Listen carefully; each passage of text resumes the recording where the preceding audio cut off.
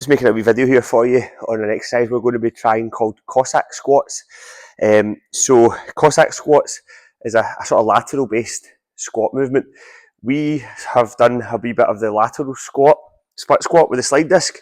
So it's not too dissimilar from that, but the one main fundamental difference, apart from the fact that you're not using a slide disc, is that we're going to work into the deepest range that we can of knee flexion, and also we're going to work right into the hip here. So in order to do that, because it's such a difficult exercise, obviously with the sliders, you were only going down as far as this leg would allow, and you were really feeling your glute. This time we are wanting to work in, we're going to go right into a really deep hip flexion position and knee flexion. So this is essentially what I'd call strength through length. So when you talk about flexibility and mobility, this is an example of a mobility exercise. While also strengthening the muscles in their deepest range, but it's also really difficult. So what we're going to do is you're going to start with a riser. The higher the better to begin with, because it makes it easier. And what we want to get right is the start position. Okay, so if you can't get into this position with the riser at the height it's at, then you just increase it.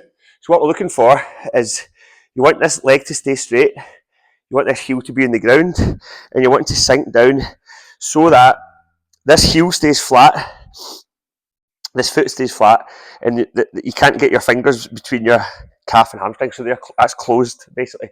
So this is a really deep range position. It's not easy, this, and you need to hold the tension here as well. So all you're going to do is work in and out of this position like this, okay, keeping this leg straight and that heel up, and keeping your chest facing forwards. So you might think, that's so difficult, I'm just going to get another riser. So all you would do to make it a little bit more manageable is increase the height of it, okay, and then obviously it's going to be a little bit easier to get into that deep position, okay.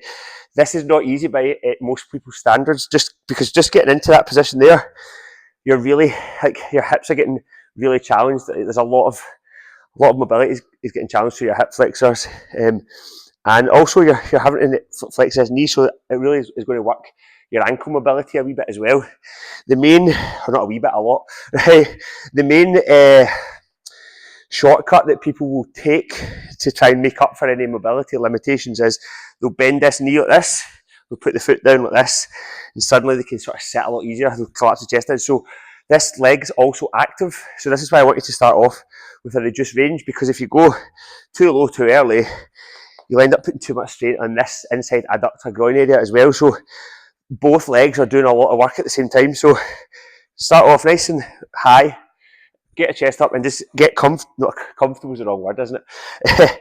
Get familiar and get uncomfortable being uncomfortable in this position. Try and keep your chest up, legs straight, and just sit, and then just slowly, if you want, you can take a wee reprieve in between reps, because it is really tough, but as you come back down, just bring depth into it again and get that heel off, okay, and keep your chest up. So very tough. When you come off, you'll probably feel everything's a wee bit like, oh, sore, right? That's just the way it's going to be when you first do this exercise, and then obviously you're going to swap sides and go the other way. So just, like I said, tread on the side of the caution, make it, don't try and break any records and see how low you can go, okay? Just try and work into the movement within a relative degree of comfort that you know you're not going to get stuck, and you're able to execute the movement properly.